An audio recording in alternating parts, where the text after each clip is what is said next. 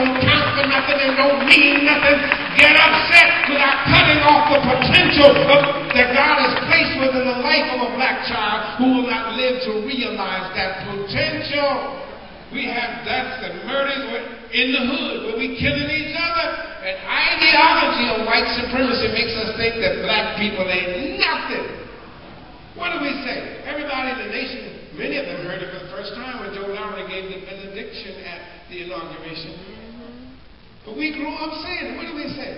If you're white, you're right. If you're yellow, you're right. If you're brown, if you're black, see, we think rather than if it ain't right, it ain't right.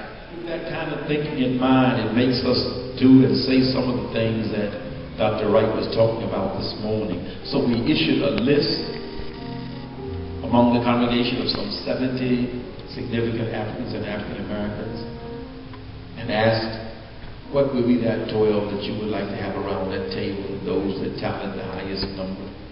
And it's quite ironic that when people come in here, they don't know what in religion most of these people were.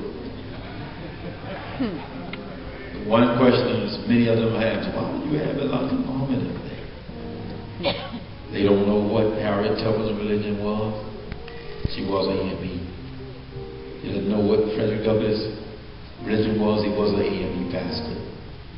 They don't know what any of those persons. So that what this table represents is people who all gave their lives in the struggle for the liberation of our people, to fight against injustice and inequality. What is the saddest part of it in certain respects, though they took different approaches, they didn't get together as a spirit, in the spirit of oneness. You have to ask yourself the question, what would have happened to W.B. Du Bois, who called Marcus Garvey an ugly black baboon? What would have happened if they had been able to come together with even their differing philosophies and approaches and work together?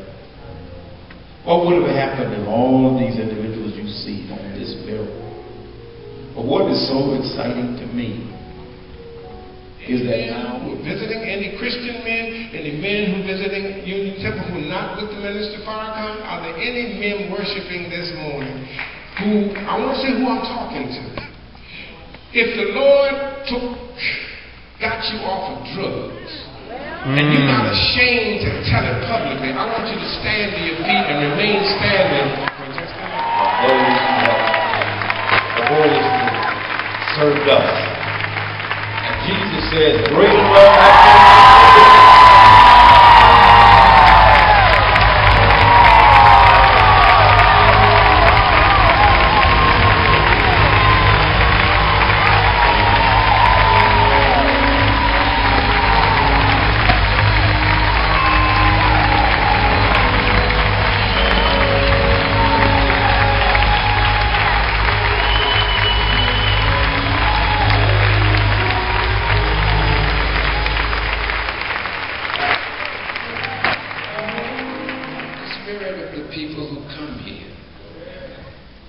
genuine, beautiful spirit of service.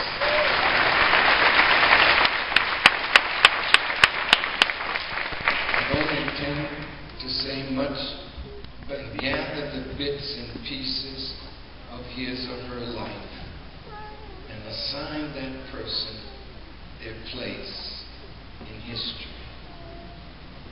Nobody truly is rewarded for the good that they do while they yet live.